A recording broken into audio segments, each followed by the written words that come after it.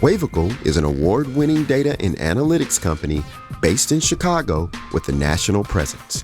As a provider of award-winning cloud data, analytics, and AI solutions and services, Wavicle combines deep technical expertise and industry knowledge with the proprietary automation tools to support the rapid shift to modern data architectures, real-time insights, and AI. Wavicle Data Solutions is proud to grow through 100% referral, with solid delivery reputability, proudly leveraging the ability to meet clients where they are to unlock the power of data. Wavicle Data Solutions. Hello, I'm Dr. Beverly Wright, and welcome to Tag Data Talk.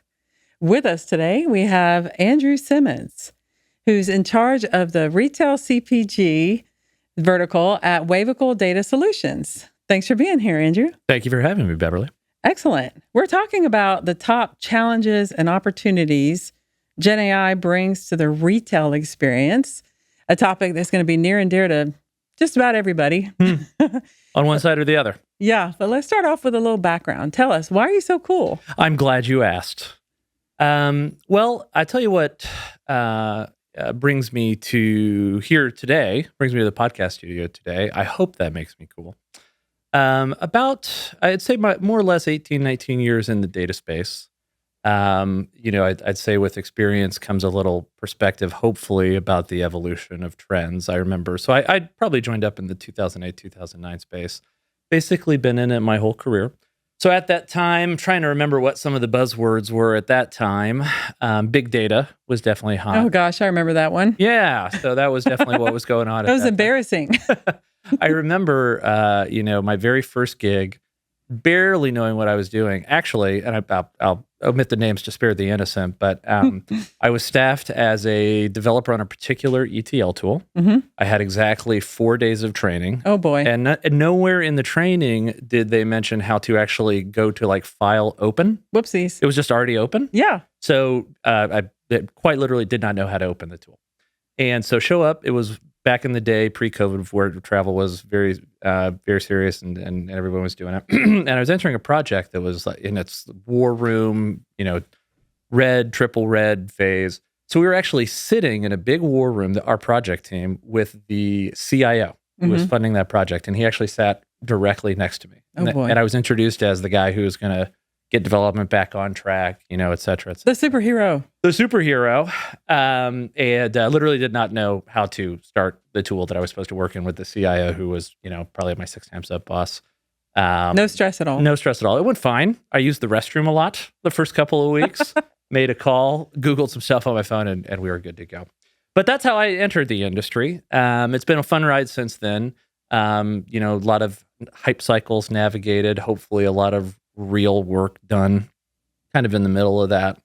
As you indicated, I run the CPG and retail practice at Wavicle Data Solutions. I've been focused in that space probably for the last, 7 or 8 years, smattered around a little bit of healthcare, a little bit of financial services, but have been focused, like I said, in that space for 8 to 9 years, and kind of work all across the data space, from a services point of view, strategy, advisory, design, build, implementation, production support, person that you can call to yell at when you get angry. Yes. The throat to choke. Right. Exactly. All of those roles. And then in terms of, capabilities at Wavicle and within my practice, of course, some are related to those, kind of service offerings, but of course, we're focused on some of the more traditional foundational data management type practices, governance, and that type of stuff. That can be a big accelerator to some of the cooler things that are evolving today. GenAI being one, data science in general, advanced analytics, traditional BI at enterprise scale, I think can be pretty cool. It's difficult to run a business if you can't understand, your sales by state, as an example, with some level of fidelity. Yep. And it's been a fun time to be in the space. So, I would say retail particularly has been on an interesting journey through COVID and then coming out, really front of line when you talk about like supply chain and inventory and, BOPIS, buy online, pick up in store, and navigating to that and the acceleration. And then kind of like transitioning out of that. It's been an interesting journey. rode the wave. Can't wait to write the book in 10 or 15 years from now. But that's what makes me cool. That's really a good reason to be cool. Those are awesome. And on top of all that, your education, I've heard that you're a legal person. Who told you that? That's true. That is true. I am a reformed attorney. I practiced mostly in the tech by trade, as an undergraduate student, and then had the delusion of grandeur that I would practice IP and law in that space. I mostly focused on text transfer as it happened, but did practice for a few years. Nice. And it was a little combination of things that kind of pushed me into consulting. One was, frankly, the job market around 2008, 2009, 2010 space. For those of you that remember back then, those were interesting times to navigate.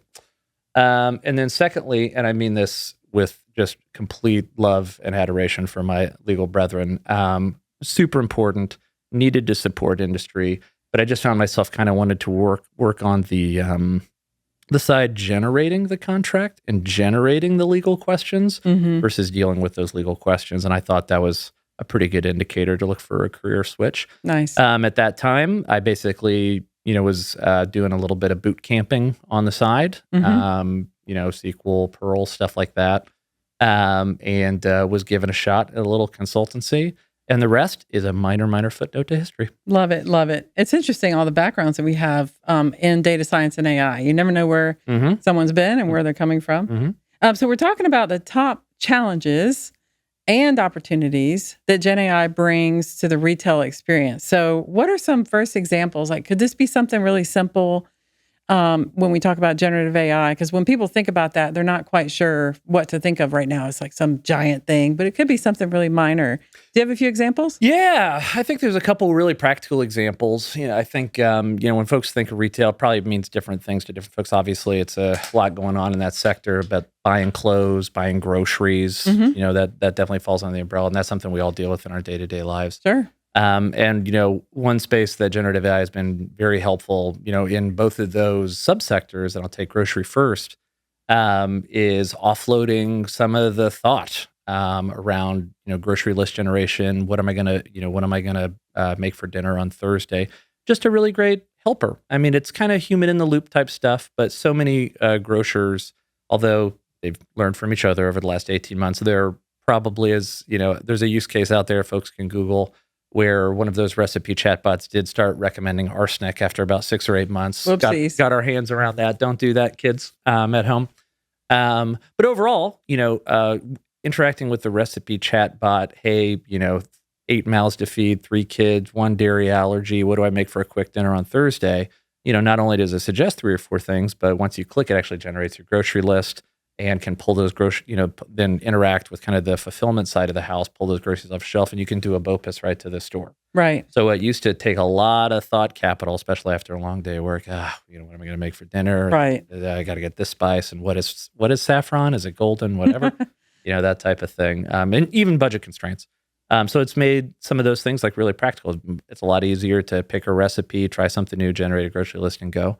And kind of the analog over in the retail space. Obviously it can, there's a lot of chatbots and other interactive things that can suggest shirt, pant, shoe combinations, things of that nature, if then type stuff. But also on the customer service front, particularly when you're looking for inventory and size up and how to navigate those type of things. Chatbots have made that a lot easier. So, if you've been to Zappos or Amazon, or particularly Walmart has launched a GenAI e-com, chat assistant that they've been very public about. That's generated a lot of conversion, a lot of traffic in all those spaces. Nice. So something as simple and common as a grocery store, you can use generative AI to help create a list and come up with like meal plan for the week. Exactly. Which is way easier than trying to debate it and argue and go find this item and all that. Yeah. And then you also gave the example of clothing. Do you remember Garanimals? You're probably too young for that. No, I don't think so. Okay. Well, the guys used to use that sounded like a great punk band, was it? Oh, yeah. No, it was cute. They used to have, I think it was mostly men's clothing, but they would have like a tiger on the shirt, and then there was tiger on the pants and tiger on the, and so you match up the tiger, and you would know that goes together. Yeah. And you'd say, there goes a Granimal. That's right. Yeah. Exactly.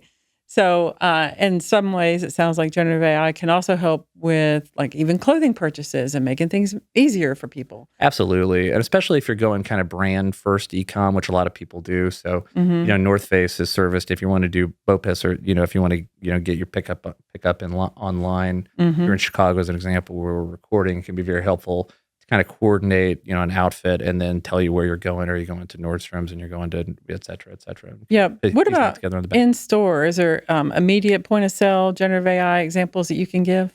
Yeah, well, I think that's emerging a little bit more, but there definitely is traction there, and also some, I would say, medium-term future use cases that is generating a lot of excitement in the space.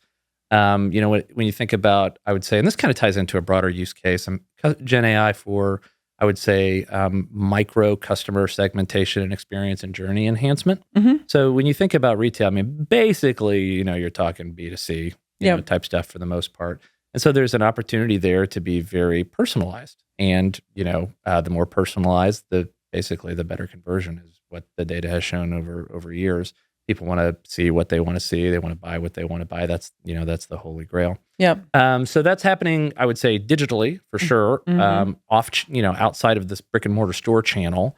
When you think about email campaigns, your e-com experience, that type of stuff, but in store, tying into like retail media, so some of the content that you might be served up, in aisle or at checkout, based on your loyalty number or even perhaps what your basket analysis has been, via OCR or other type of like quick visual, scan stuff, serving up particularly relevant, media content or experience. Hey, did you check out, the ham in aisle 16 that complements the cheddar cheese, the Boar's Head cheddar cheese that you purchased, quite well, type of thing. So I'd say overall, enhancing customer experience in store. There's a lot, and I think there's another couple of major use cases. I'll mention one that jumped to mind, and that's, I would say, inventory replenishment in store.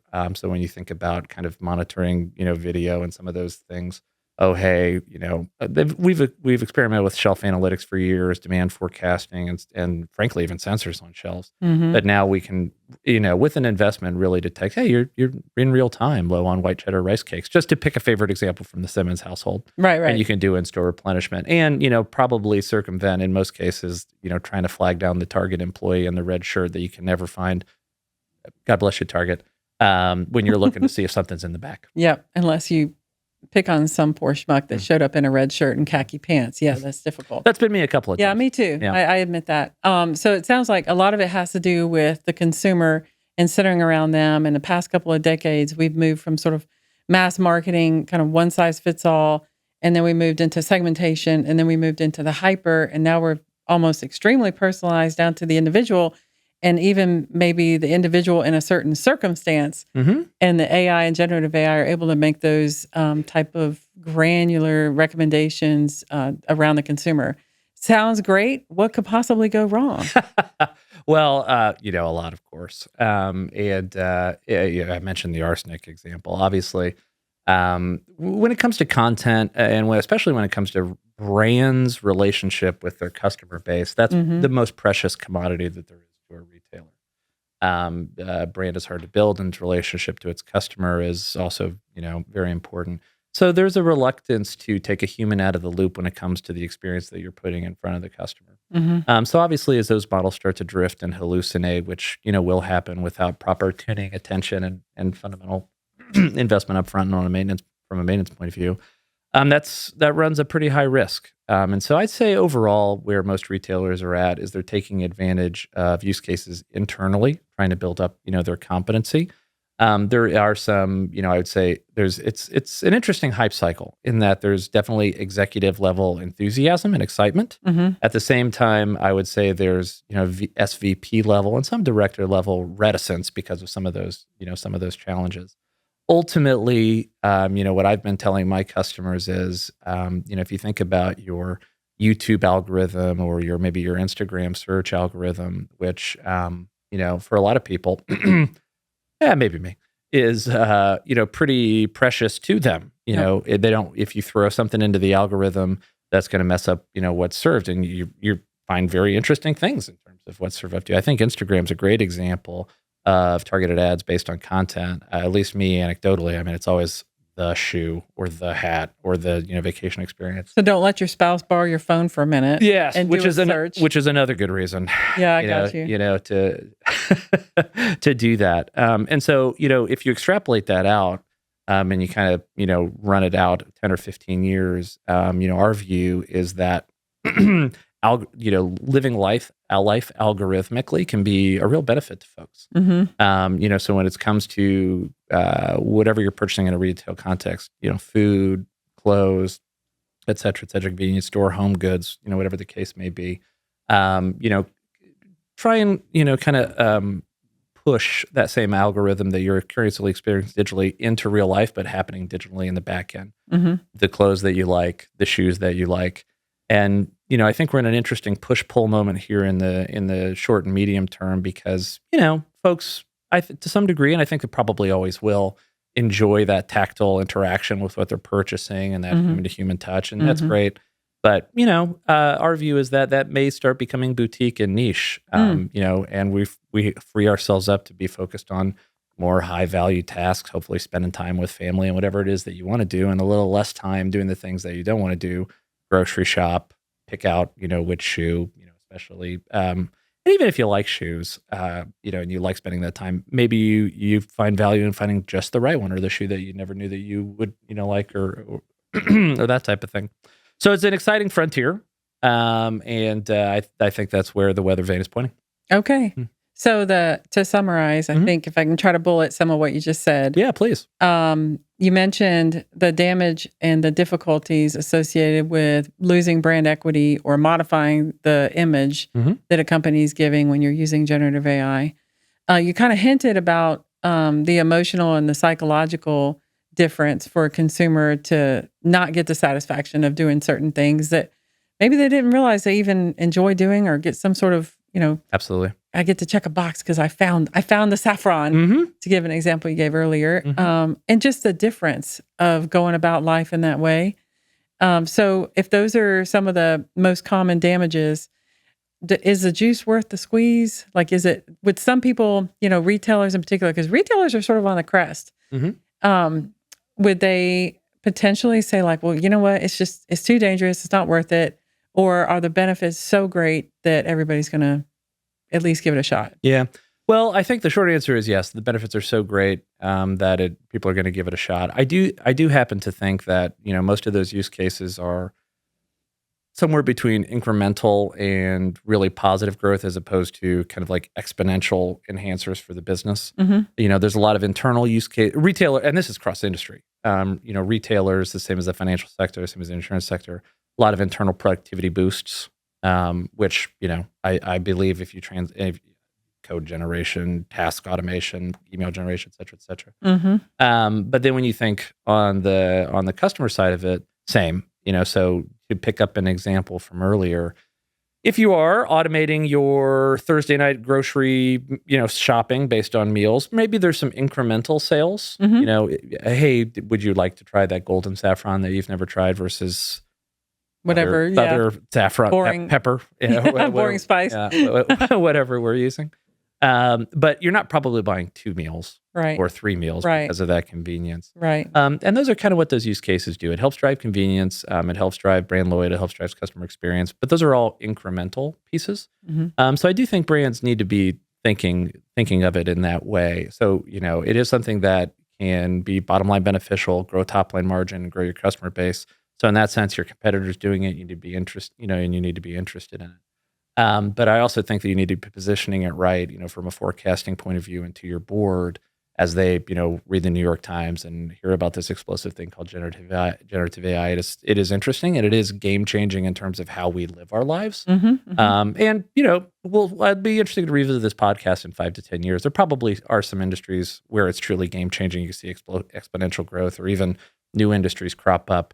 But real positive incremental uplift for, a relatively, in terms of ROI, cost neutral investment. Yeah. Okay.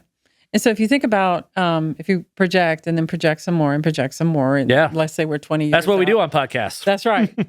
What do we see? What do we see happening? Like, is there just almost no human-to-human interaction anymore? Like, are we with our retailers asking consumers to constantly self-serve? What's that going to look like in the future? Well, I think certainly a lot more. I think it's an open question, not to get too philosophical here on the Tag podcast, but I'll just even speak, anecdotally for myself. Some reason, when I'm interacting with a chatbot, it feels fine until I know it's a chatbot, and then it feels a little different. I think one, AI will get a little better at, being able to emulate a human. You may never know the voices there. And I think, culturally, we'll all get a little bit more comfortable with that. Mm-hmm. I happen to believe, I think as personal philosophy, that human connection is important. And so I do think that there are probably some pieces that will remain probably forever. And I think we're in a little bit of an experimentation stage as to, what folks would prefer to automate and what folks would prefer to be face-to-face. Obviously from the business point of view, they want to push cost takeout. So that'll kind of influence how that trend evolves over time. And I think people will get comfortable with things. But I do think there'll probably be some, guideposts that continue to be human to human interaction. I do think that there'll be kind of some, not like going to a record store perhaps today, is interesting and novel for some folks still and fun, as opposed to, firing up Spotify just because that's a fun interaction and a fun way to spend time. But I miss Blockbuster. Yeah, same. I was more of a Hollywood video guy. But yeah, I get it. Yeah, overall, I'd say that's probably a clean way to put a button on it. I think a lot of those loops when it comes to, retail, omnichannel, thinking about buying, prepare to buy, fulfill, review, buy again, type of stuff. It'll, maybe look a lot like the digital music space in that most people are comfortable in that digital space, but there are still record stores, more of a boutique, more of an experience, but niche. Right. Okay, great. And for our last question, what final piece of advice would you give to somebody in the retail space interested in implementing more generative AI solutions? Experiment internally first would be the number one thing, and I'd say that probably goes, well, maybe certainly with data, but maybe, even outside of the data space. Fail fast, but never fail in production, and certainly don't fail in front of your customers. I think there's a tremendous amount of benefit to be gained from generative AI, even within your IT shops. When you think about things like code generation, QA remediation, things that can really be an uplift for an IT shop where you can start building up a competency, demonstrating some internal wins, that type of thing. And the other bit of advice I would say is, definitely fly cautiously. But there are, for those folks that have navigated hype cycles before, there are opportunities to hitch your wagon to, executive hype cycle, societal hype cycle things to, enact your agenda. GenAI is definitely one such case right now. So, be smart, definitely set realistic expectations. But this is a great time to get, as an example, some foundational work done that's perhaps always been on the agenda. If you can connect that, to a generative AI use case that's of interest to the, to the customer base, as well as to your executive suite. Hey, to get this, we have to do that. Right. And so I'd say to folks that are managing a data and analytics budget, to be aware that make some hay while the sun is out. Right. Gotcha. Okay. Well, thank you so much to Andrew Simmons from Wavicle Data Solutions, which happens to be our sponsor of Tag Data Talk this year, for talking to us about top challenges and opportunities generative AI brings to the retail experience. Thank you for having me. It was a blast.